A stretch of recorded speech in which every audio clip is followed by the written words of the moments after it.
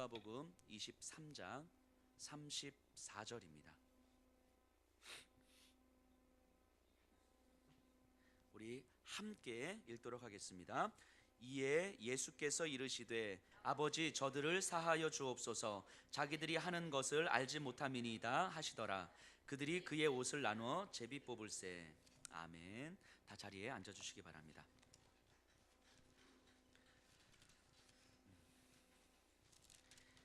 예수님의 삶을 다루고 있는 책을 우리는 성경에서 복음서라고 이야기를 합니다. 그래서 마태, 마가, 누가, 요한 4개의 복음서가 있습니다. 예수님은 흔히 33년 또는 34년의 삶을 사셨다고 우리가 알고 있어요. 그런데 예수님의 삶을 다루는 복음서의 거의 대부분은 예수님의 마지막 3년의 시기를 다룹니다. 그 이전의 시기는 거의 다루지 않고요, 마지막 3년의 시기를 거의 대부분 다룹니다. 그리고 그 3년의 시기 중에서도 십자가에서 돌아가시기 마지막 일주일, 그 시간이 거의 절반 이상입니다. 그리고 그 일주일 가운데서도 십자가에 달리시고 고난당하시고 죽으시고 부활하시기까지의 내용이 거의 또한 절반 이상입니다. 그러니까 예수님께서 이 땅에 오셨고 하늘로 승천하시기까지의 모든 여정이 다 중요하지만 특별히 마지막 일주일, 그리고 또 십자가 상에서의 그 하루, 그 부활하시기까지의 3일, 그 시간은 다른 그 어떤 것과 비할 수 없이 중요하다는 것을 보여줍니다. 이번 주간을 우리는 흔히 고난주간이라고 부릅니다. 예수님께서 십자가에서 돌아가시고 또 부활하시기 전 주간이기 때문입니다. 예수님은 예루살렘 성 밖 골고다 언덕에서 십자가에서 죽으셨습니다. 십자가에서 죽으시기 위해서 예루살렘의 종교 지도자들과 로마의 총독에게 잡혔어야 했고 그들에게 고문을 당하셔야 했습니다. 그렇게 잡히시기 위해서 예수님은 사역의 근거지였던 갈릴리 지역을 떠나서 예루살렘으로 들어오셨어야 하는 거예요. 그래서 이것을 흔히 예루살렘 입성이라고 합니다. 예수님께서 예루살렘을 입성하시는 것으로부터 시작해서 고난주간이 시작되는 거죠. 예루살렘 성으로 들어오는 날을 종려주일 이렇게 표현을 합니다. 왜냐하면 백성들이 예루살렘 성으로 들어오는 예수님을 환영하면서 종려나무 가지를 흔들면서 호산나 호산나 다윗의 자손이여 찬송하리로다 이렇게 외쳤기 때문이에요. 왜 종려나무냐면 그 지역에 종려나무가 많았기 때문이고요. 그래서 종려나무를 흔드는 겁니다. 그러면서 호산나 호산나 이렇게 외치는 거예요. 왜냐하면 그 백성들은, 사람들은 예수님을 오랜 식민지 가운데서 우리를 구원해 줄 정치적 지도자로, 우리를 구원해 줄 메시아로 환영했기 때문이에요. 그래서 예수님을 환영하면서 우리를 구원하실 주여라고 외치는 거죠. 물론 그들의 바람은 예수님과는 완전히 달랐습니다. 어쨌든 그 종려주일이 바로 오늘입니다. 오늘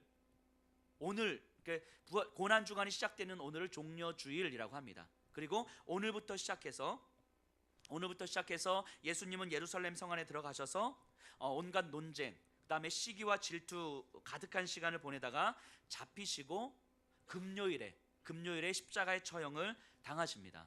그리고 금요일에 십자가에서 죽으시고 토요일을 지내시고 일요일 아침에 예수님은 부활하십니다. 그래서 일요일을 오늘날 우리는 주일이라고 부르면서 지키는 것입니다. 우리가 아마 오래지 않은 시간에 우리가 주일을 왜 지켜야 하고 어떻게 지켜야 하는지에 대해서 우리가 주일 예배 시간을 통해서 한번 나눈 시간이 분명히 있을 것입니다.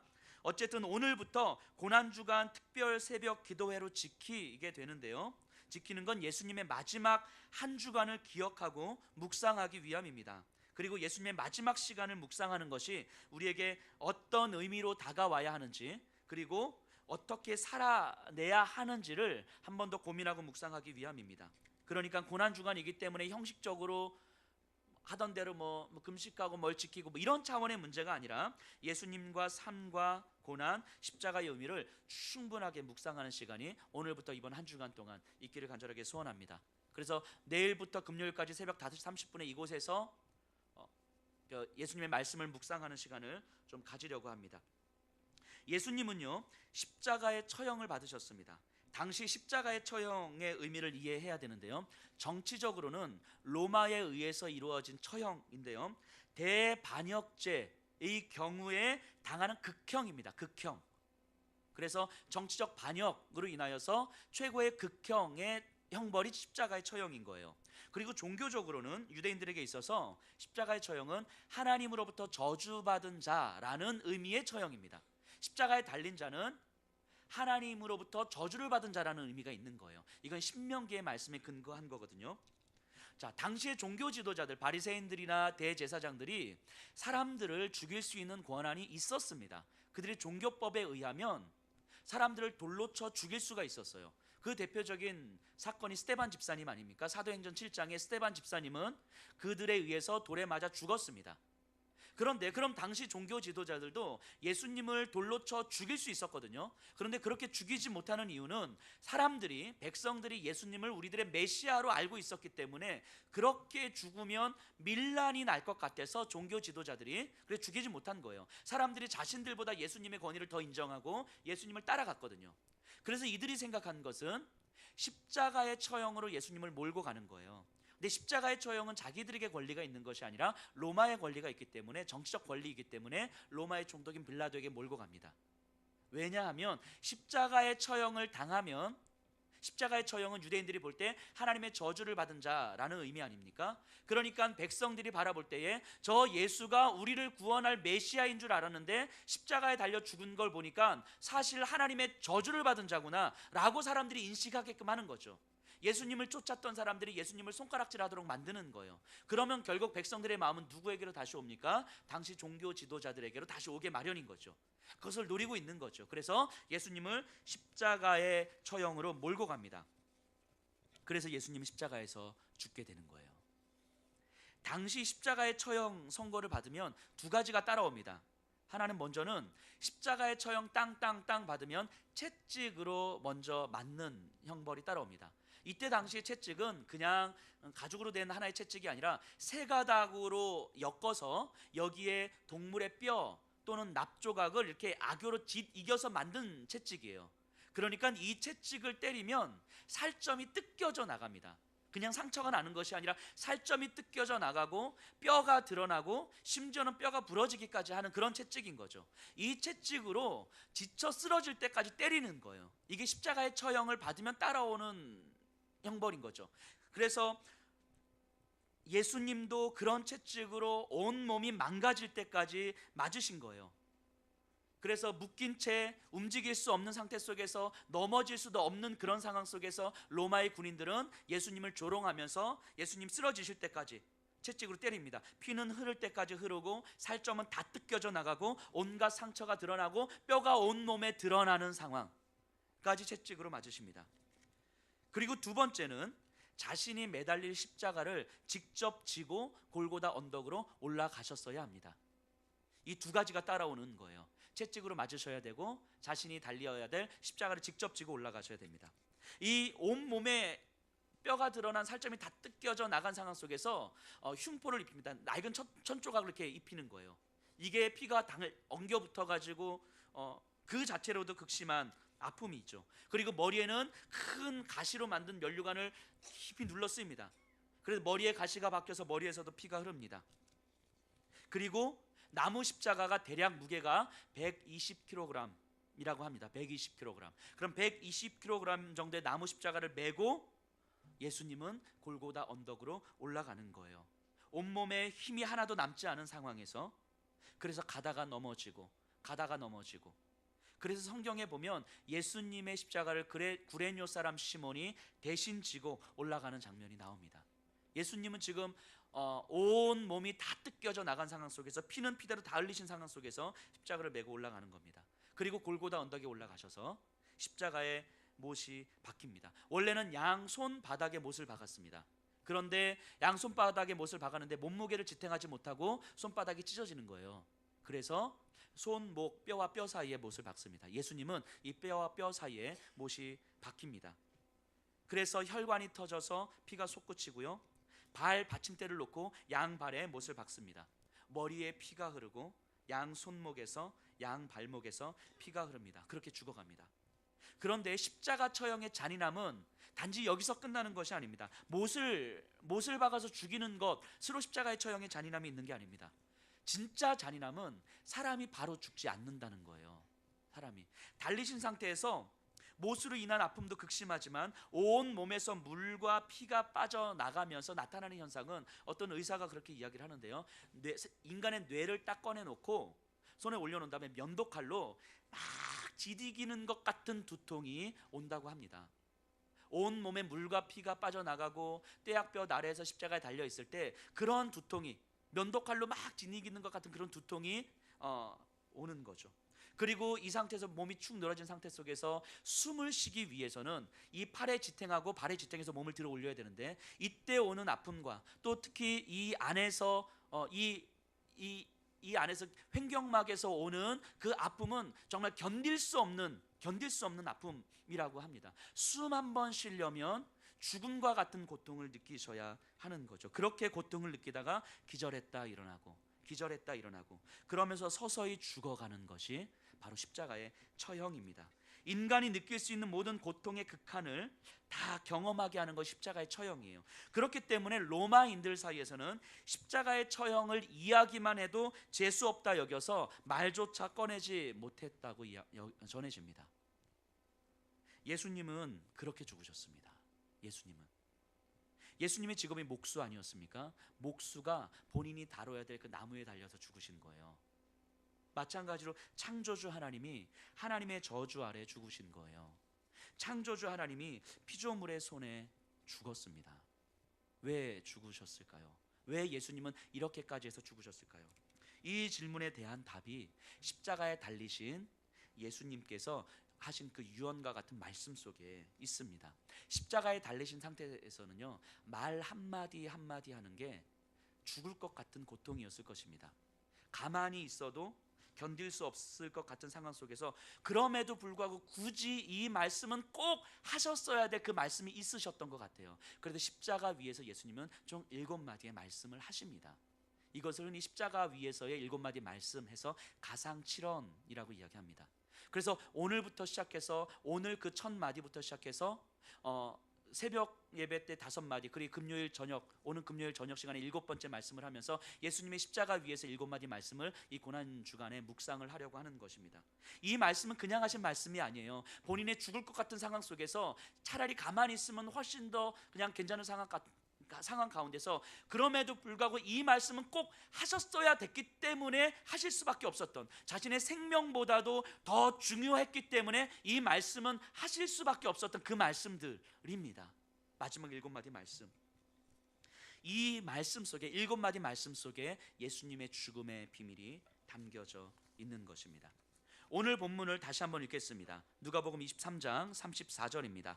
시작. 이에 예수께서 이르시되 아버지 저들을 사하여 주옵소서, 자기들이 하는 것을 알지 못함이니이다 하시더라. 그들이 그의 옷을 나눠 제비 뽑을세. 이것이 십자가 위에서 하셨던 첫 말씀이었습니다. 채찍에 맞고 십자가를 지고 언덕에 올라 나무의 양손과 발에 못이 박힌 채 매달렸습니다.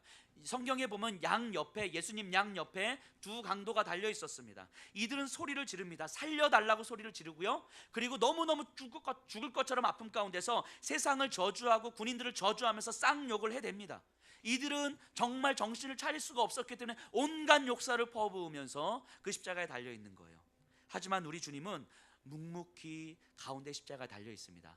아우성치는 그 사람들을 묵묵히 바라보고 있고요, 십자가 아래에서 자신을 향해서 손가락질하는 그 사람들을 묵묵히 바라보고 있고, 자신에게 못을 박은 망치를 들고 서 있는 그 군인들을 바라보면서 묵묵히 그들을 응시하고 있습니다.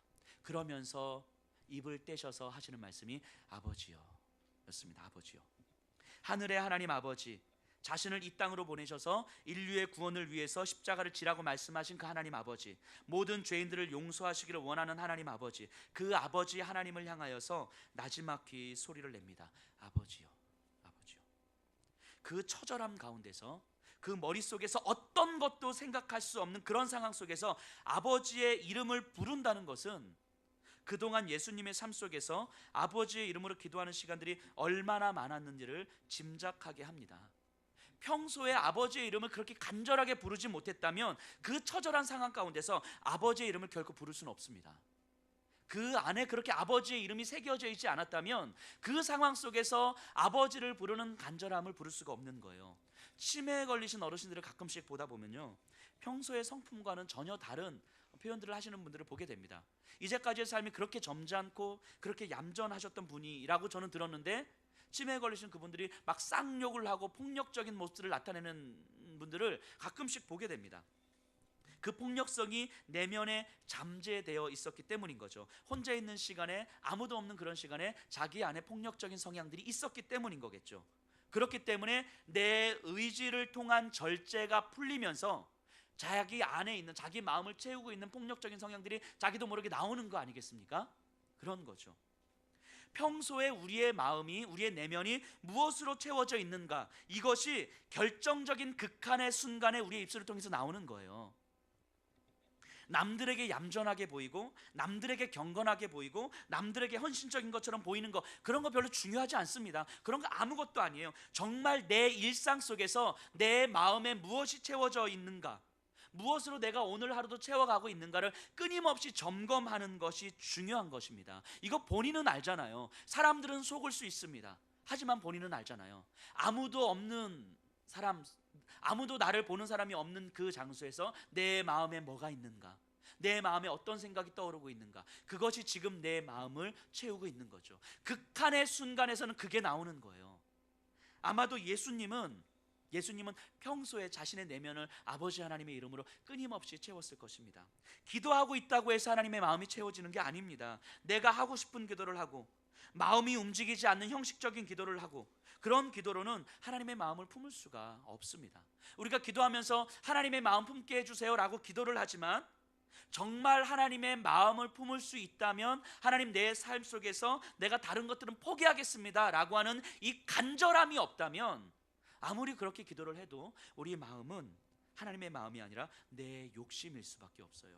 큐티를 한다고 해서, 말씀을 읽는다고 해서 하나님의 마음이 채워지는 게 아닙니다. 하나님의 말씀이 내 마음에 깊이 자리 잡게 되면 그 말씀이 생활의 기준이 되고, 그 생활의 기준이 되면 삶이 달라지는 거예요.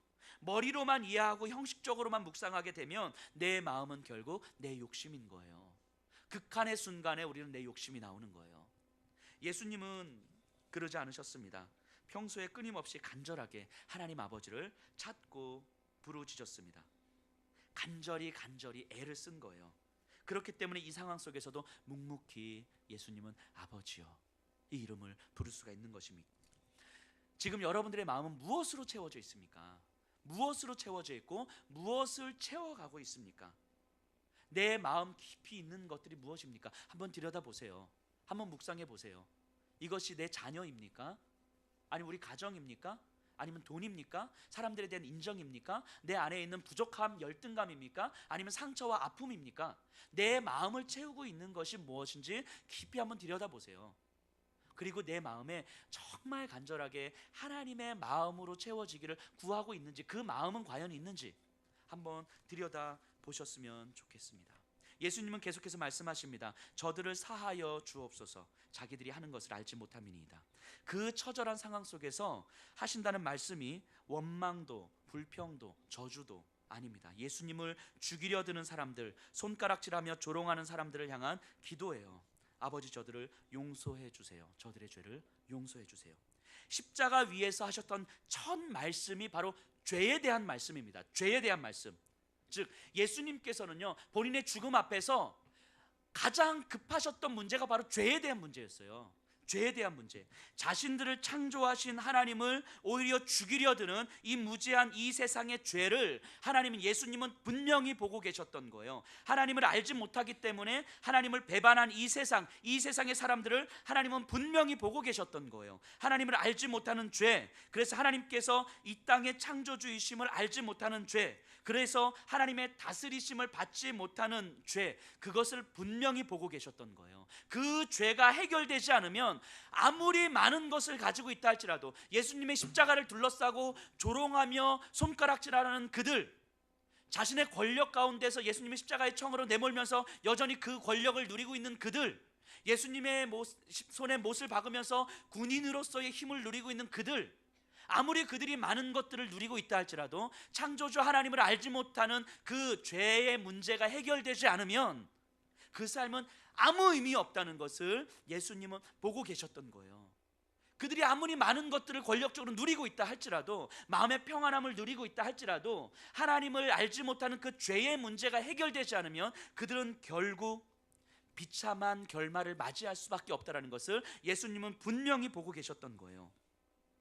주인이 자리를 잠시 비운 사이에 종이 마치 주인인 것처럼 행세한다면 그건 얼마 가지 못합니다. 그리고 결국 주인에게 내쫓기는 거예요. 주인이신 하나님이 계시는데 하나님을 주인으로 인정하지 못하고 마치 내가 주인인 것처럼 살아간다면 이 시간은 결국 오래 가지 못합니다. 그리고 결국 내쫓기게 되는 거예요. 비참한 결말을 맞이하게 되는 것입니다. 이것이 죄의 결과예요. 하나님은요, 이 죄를 결코 용납하지 않으십니다. 죄를 가만히 놔두지 않으세요. 반드시 죄의 문제는 끝까지 하나님께서는 책임을 물으시고 그 책임에 대한 하나님의 진노를 부으십니다. 죄에 대한 하나님의 진노는 가혹합니다. 하나님은요, 하나님을 알지 못하는 자들을 향하여서 그 마음 가운데 하나님을 창조주로 인정하지 못하는 자들에 대해서 인내하십니다. 들어오시기를 인내하십니다. 하지만 하나님의 인내가 끝나는 지점이 반드시 있어요. 하나님의 인내가 끝나는 지점에서는 더 이상 돌이킬 수 없는 하나님의 진노가 있습니다. 그 누구도 감당할 수 없는 하나님의 진노가 있는 거예요. 하나님의 진노의 처절함은 이루 상상할 수가 없습니다. 그래서 예수님께서 죄에 대한 하나님의 진노를 미리 우리에게 보여주신 거예요. 십자가의 죽음을 통해서 미리 우리에게 보여주신 거예요. 십자가에서 그 처절한 고통을 당하시는 예수님께서 죄로 인해서 십자가 같은 이 하나님의 진노에 놓여진 자들을 바라보면서 아버지 하나님을 향하여서, 아버지요, 이 십자가의 진노를, 내 생명을 내어주기까지 내가 대신 감당하고 있는 거 아닙니까? 그러니 하나님, 저들에게는 이 십자가의 진노를 하나님 퍼부어 주시지 말아 주십시오. 저들의 죄를 용서하여 주시옵소서. 이렇게 기도하고 있는 거 아닙니까? 저들에게 이 진노의 고통을 당하지 않도록, 이 진노의 고통이 저들에게는 임하지 않도록 주님 내 기도 들어주십시오 라고 주님께서 십자가 위에서 그렇게 기도하고 계시는 거죠. 예수님께서 그 십자가의 처절한 죽음을 당하신 이유는 죄에 대한 하나님의 그 극심하고 가혹한 그 진노를 우리에게 미리 보여주시는 거예요. 미리. 저들이 잘 살고 못 살고가 중요한 것이 아닙니다. 행복하고 행복하지 않고가 중요한 것이 아닙니다. 모든 것들이 다 갖춰져 있다 할지라도 죄의 문제가 해결되지 않으면 처절한 진노 앞에 서게 되는 것입니다. 그래서 그때는 돌이킬 수가 없어요. 하나님의 진노를 온 몸으로 받으신 예수님의 그늘 아래 있지 않으면 우리는 하나님의 진노를 피할 수가 없습니다. 십자가의 진노를, 하나님 앞에서 십자가의 진노를 받은 예수 그리스도의 그늘 아래 우리가 들어가지 않으면, 내가 받아야 될 그 십자가의 진노가 예수님께서 그 십자가 위에서 처절하게 고통당하심으로 당하셨습니다라고 하는 것을 우리 마음 가운데 인정하지 못하면 우리에게 주어질 그 십자가의 진노를 우리가 포기할 수가 없는 거예요. 그래서 예수님의 그 십자가의 죽음은, 예수님께서 십자가 위에서 하신 그 첫 마디 말씀은 우리를 향한 하나님의 사랑이기 이전에 죄에 대한 처절한 하나님의 진노의 표현이었습니다. 십자가의 죽음과 그 첫 마디는 죄에 대한 하나님의 처절한 진노의 표현이었습니다. 우리 지난주 금요일, 그저께 저희 교회에서 불이 났어요. 진짜로 불이 났어요. 막 크게 불이 난 건 아닌데, 저 주방에서 돈가스를 이렇게 튀기다가, 저희 화력이 세잖아요. 근데 돈가스를 기름을 이렇게 붓잖아요. 아마 화력이 세니까 불이 이렇게 나와가지고 아마 불을 이렇게 끝까지 키웠었던 것 같아요. 그래 해서 이제 기름을 이렇게 닿았나 봐요. 그러니까 후라이팬에 이제 불이 이렇게 확 붙었는데, 이게 작게 붙은 게 아니라 후라이팬에 이렇게 확 올라간 거예요. 확. 그래서 이제 온 이 건물에 이제 화재 비상 경보도 막 울리고 막 그랬거든요. 자, 생각해 보세요. 그 상황입니다. 당황하고 있어요. 그때 우리가 품어야 될 마음이 뭡니까? 그때 지금 우리 아들 학원 보내야 되는데 어떡하지? 내가 지금 가서 계약할 사람 만나야 되는데 어떡하지? 나 지금 일을 좀 더 해야 되는데, 내일 시험인데 어떡하지? 이런 생각 들어옵니까? 아니에요. 그런 생각 안 들어요. 그 상황 속에서는 딱 하나밖에 안 들어와요. 불 꺼야지. 이것밖에 안 들어요. 왜냐하면 그게 가장 중요하고 그게 가장 급하기 때문인 거예요. 그러니까 그 상황 속에서 내 삶에 아무리 급한 일들이 있다 할지라도 이것만큼 급한 게 없는 거예요. 그래서 무조건 불 꺼야지, 이 생각만 하는 거예요. 이 생각만. 그리고 나머지는 그 다음에 하는 거죠. 그 다음에. 그래서 소화기로 불을 껐어요. 저는 소화기를 처음 사용해 봤거든요. 소화기의 분말가루가 그렇게 멀리 퍼질 줄은 몰랐어요. 온 주방에 정말 구석구석까지 안 간 곳이 없도록, 진짜 하나님께서 이 땅을 다스리는 것처럼 소화기의 분말이 안 간 곳이 없도록 구석구석. 그래서 3일 내내 설거지하고 청소하고 닦고 했는데 결국 우리 권사님들께서 아침 일찍 오셔가지고 다 삶으시고, 그래서 아직까지 뭐 흔적들이 조금씩 남아 있을 것 같아요, 소화기의 분말가루가. 그런데요, 누가 그랬냐고는 묻지 마세요. 누가 그랬냐고는 묻지 마세요. 있어요. 이쁘신 분이 있습니다. 자, 가운데 있어요, 이렇게. 앉아 계신 분이에요. 까만 자켓 입으시고. 자,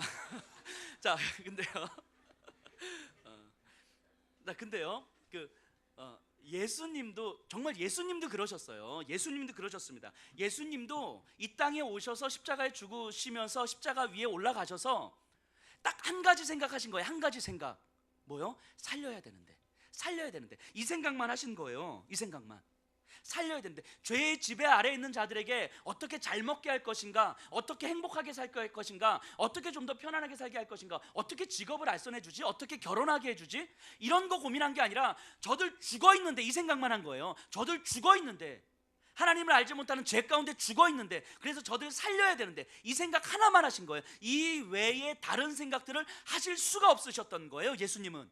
그래서 예수님은 이 땅에 오셨고, 예수님은 그 처절한 십자가의 처형을 당하시고, 그 처형을 당하신 위에서도 그럼에도 불구하고 이 말씀을 꼭 하셔야 됐기 때문에 하시는 거예요. 주여, 아버지여, 저들의 죄를 용서하여 주시옵소서.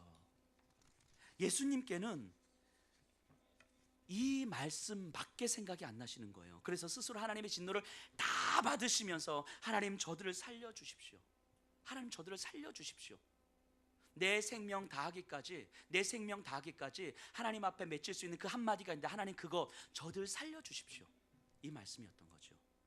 그렇게 해서 살게 된 사람들이 우리들 아닙니까? 그 예수 그리스도의 처절한 외침 가운데서 살게 된 사람들이 우리들 아닙니까? 그래서 이 자리에 있는 거 아닙니까? 우리가 이 자리에 그냥 있는 거 아니에요. 시간이 남아서 이 자리에 온 거 아니에요. 누구에게 끌려서 이 자리에 온 거 아니에요. 우리가 이 자리에 앉아 있는 이유는 예수 그리스도께서 그 십자가에서 그 처절하리만치 처절한 상황 속에서, 그럼에도 불구하고 나를 향하여서, 여기 계신 한 분 한 분을 향하여서 그 한마디를 하셨기 때문인 거예요. 주여, 저들의 죄를 용서하여 주시옵소서. 이 한마디의 말씀에 하나님께서 응답해 주신 거예요. 그래서 살게 됐고, 그래서 이 자리에 오게 된 거죠. 여러분들 기억하셔야 됩니다. 우리가 이 자리에 앉아 있는 것, 그 예수 그리스도의 처절한 외침 때문입니다. 제가 간단하게 그림 언어를 하나 설명해 드리도록 하겠습니다. 이게 나무고, 이게 나뭇가지라고 생각을 해 보셔야 됩니다. 나뭇가지가 나무에 이렇게 붙어 있어요. 자, 이 나뭇가지에 생명이 있을까요, 없을까요? 있습니다. 생명이 어디로부터 흘러옵니까? 뿌리로부터 이렇게 흘러오는 거예요. 나뭇가지 자체에는요, 생명을 생산하는 시스템이 없어요. 뿌리하고 연결되어 있기 때문에 생명이 들어오는 것입니다. 그런데 제가 3초 전에 이 나뭇가지를 끊었다고 생각해 보세요. 여기에 생명이 있을까요, 없을까요? 없어요. 생명 없습니다. 왜냐하면 뿌리하고 끊어졌잖아요. 생명이 없어요. 그런데 눈에 보기에는 생명이 있는 것처럼 보이죠. 여전히 열매도 맺혀 있고, 여전히 나뭇잎도 달려 있고, 여전히 진액도 나옵니다. 하지만 어떻게 알 수 있냐면, 시간이 지나 보면 알 수 있어요. 금방 죽어갑니다. 이게 하나님과 우리 사이의 관계예요. 이게 하나님이고 우리예요. 우리는 하나님으로부터 이렇게 붙어 있었거든요. 그런데 죄로 말미암아 하나님 앞에 끊어진 거예요. 그래서 우리에게는 생명이 없어요. 하지만 우리는 생명이 있는 것처럼 살아갑니다. 근데 더 문제는 뭐냐면, 나에게 생명이 없다는 것조차 우리는 몰라요.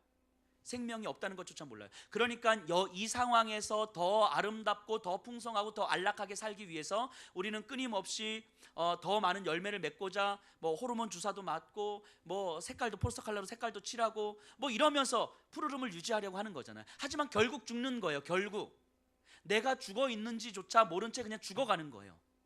이 나뭇가지가 살기 위해서는 어떻게 해야 됩니까? 방법은 하나밖에 없어요. 원래 나무의 접붙임을 받아야 되는 거예요. 이걸 해주시기 위해서 예수님은 이 땅에 오신 거죠. 우리가 죽어 있는지조차 모르는 우리들에게 너 죽어 있는 거야, 너 정말 비참한 삶을 살고 있는 거야라는 것을 가르쳐 주시기 위해서 우리에게 오신 거예요. 그래서 이 나무가 나뭇가지에 딱 붙임을 받게 되면 가장 먼저 떠오르게 되는 생각이 뭐냐면 그 이전 상태에 대한 나에 대한 인식이에요. 그 이전 상태. 내가 정말 그 이전에는 몰랐는데 정말 죽을 수밖에 없는 존재였구나. 죽음이 죽음인지도 모른 채 살아왔구나. 정말 한심하고 끝까지 그렇게 갔으면 어쩔 뻔했을까 하는 깊은 두려움, 죄에 대한 인식을 하게 되는 거죠. 예수 그리스도를 만난 사람은 가장 먼저 내 그 이전의 상태에 대해서 인식하게 됩니다.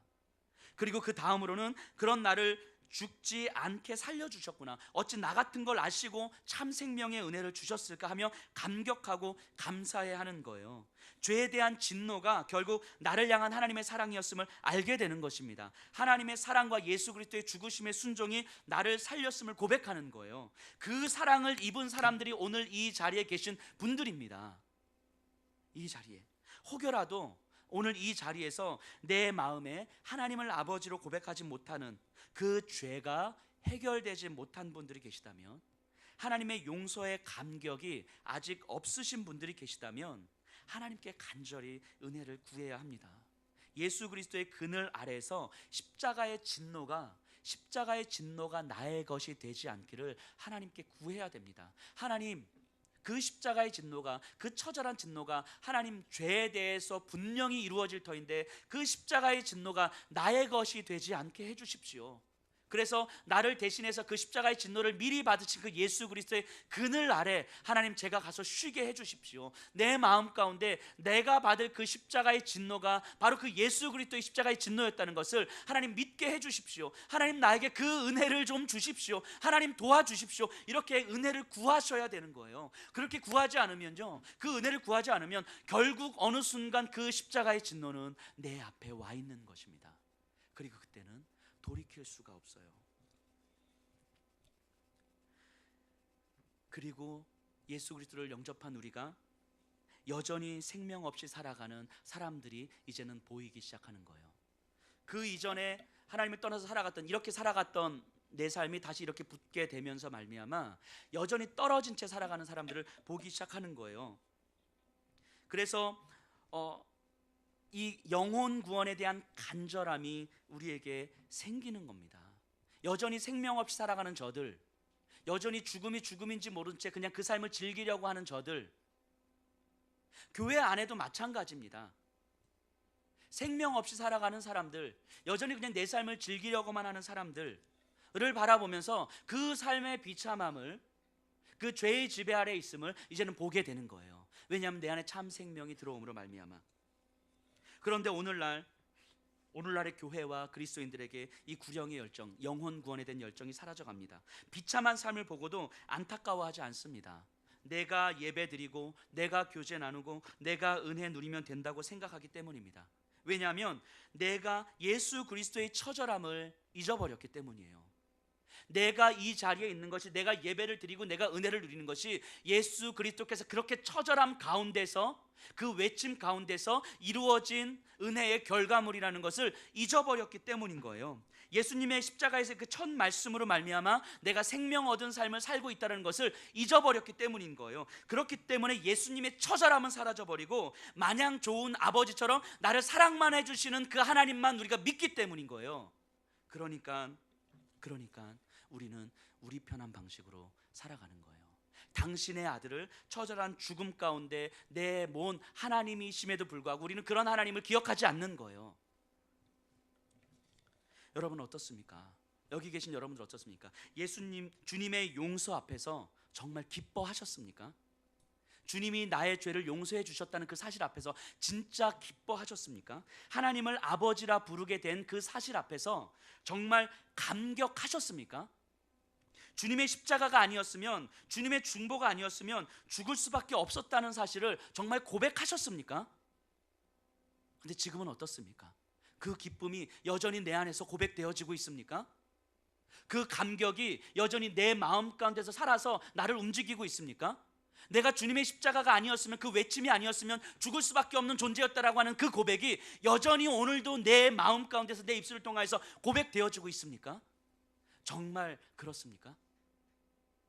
그 기쁨과 감격이 없음에도 불구하고 두려움 없이 살고 있지는 않습니까? 우리 주변에 하나님을 알지 못하는 그 안타까운 영혼들을 바라보면서 그 영혼들이 보이지 않는다면, 그 영혼들을 바라보면서 우리에게 안타까움이 들어오지 않는다면 우리는 이미 그 감격을 잃어버리고 있는 거예요. 복음을 전할 사람이 보이지 않는다면 우리는 그 기쁨을 잃어버리고 있는 거예요.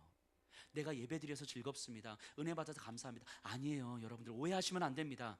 절대 오해하시면 안 돼요. 예수님으로 인한 그 감격은요, 예수님의 흘리신 그 피가 내 안에 흘러 들어오기 때문에 감격을 누리는 거예요. 내가 죽을 수밖에 없었던 존재를 그 예수 그리스도의 그 처절한 죽음 가운데서, 처절한 외침 가운데서, 그렇기 때문에 내가 살게 되었음을 깨닫기 때문에 감격하는 거예요. 그렇기 때문에 죄인이었던 나에 대해서 철저하게 인식하기 때문에 감격하고 기뻐할 수밖에 없는 거예요. 그렇기 때문에 그 감격이 있는 자는요, 여전히 죄에 허덕이고 있는 사람이 보일 수밖에 없는 거예요. 비참한 삶을 살아가고 있는 사람들이 내 눈에 들어올 수밖에 없는 거예요. 죄의 지배 아래 살고 있는 사람들을 바라보면서 우리에게 안타까움이 들어오지 않는 건요, 우리에게 이미 그 감격이 잃어버리고 있는 것이고 그 기쁨이 이루어지고 있는 것입니다. 우리 예수 그리스도 앞에서, 이 십자가 앞에서, 예수 그리스도의 첫 말씀 앞에서 우리 다시 한번 우리의 영혼을 점검하셔야 됩니다. 예수 그리스도의 처절함을 잃어버리고 마냥 좋은 아버지, 마냥 좋은 옆집 아저씨처럼 우리가 하나님을 그렇게 생각하는 순간 우리에게는 이미 예수 그리스도의 십자가는 없는 거예요. 지역에서 전도를 하면서 또 새소식반을 하면서 참 많은 은혜를 받고 또 영적으로 긴장을 하게 됩니다. 거리에서 아이들에게, 사람들에게 복음을 전합니다. 이게 쉽지 않아요. 어렵습니다. 부끄럽고요, 그리고 사람들이 거절할까 봐 두렵습니다. 그래서 쉬운 이야기들만 하고 넘어가기도 합니다. 근데 그렇기 때문에 내 안에 감격이 없어졌다는 것을 알게 돼요. 복음을 전하는 것이 부끄러운 내 모습을 바라보면서 내 안에 감격이 사라졌구나 라는 것을 알게 되는 거예요. 복음을 전하는 것에 대해서 내가 머뭇거리는 모습을 보면서 내 안에 예수 그리스도의 십자가를 향한 그 기쁨이 사라졌구나라는 걸 알게 되는 거예요. 요즘에 흔히 거리 전도는 안 된다, 노방 전도는 안 된다 이렇게 이야기합니다. 근데 왜 그런 이야기 합니까? 본인들이 못하기 때문이에요. 진짜예요. 본인들이 못하기 때문입니다. 한번 해보세요. 정말 거리 나가서 복음 전해보세요. 우리 안에 감격이 사라졌음을 바로 알게 됩니다. 예수 그리스도의 십자가의 그 처절한 피가 나에게 이미 사라졌음을 바로 알게 되는 거예요. 예수님은 자신의 생명을 던지시면서 그 십자가 위에서 온갖 수치와 모욕을 당하시면서 나를 살리시기 위해서 마지막 한 방울까지 쥐어짜면서 주여 저들의 죄를 용서하여 주옵소서라고 외치신 그 예수 그리스도로 인한 감격이 내 안에 있다면 내가 어찌 복음을 부끄러워할 수 있습니까? 근데 그것이 부끄럽다는 것, 내 안에 감격이 사라졌다는 거예요. 우리 아이들 보세요. 아까 우리 아이들 축복했잖아요. 거리에서 만나서 전도하고 복음 전하고 그래서 온 아이들이에요. 그래서 온 아이들입니다. 그리고 저희 예수평화교회는 그렇게 복음을 전하는 것을 쉬지 않을 것입니다. 우리가 그렇게 주변의 사람들에게 예수 그리스도의 감격을 전해야 하는 거 아니겠습니까? 마음의 감격이 사라지니까 우리 편한 방식으로 살아가는 거예요. 마음의 기쁨이 사라지니까 내가 하고 싶은 대로 살아가는 거예요. 온갖 이유들을 다 대면서 이러니까 어쩔 수 없고 저러니까 어쩔 수 없고 자녀 문제 때문에 어쩔 수 없고 일 문제 때문에 어쩔 수 없고 등등등 여러 가지 이유들을 대면서 감격이 사라지니까 내가 하고 싶은 대로 하는 거예요. 우리에게 그 감격이 있으면 분명해지는 겁니다.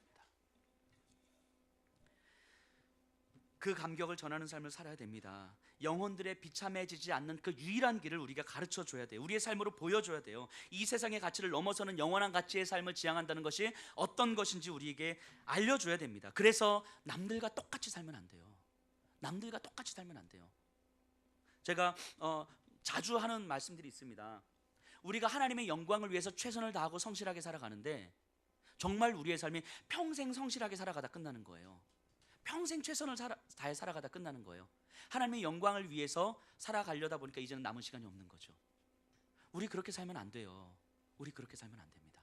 남들과 똑같이 살면 안 돼요.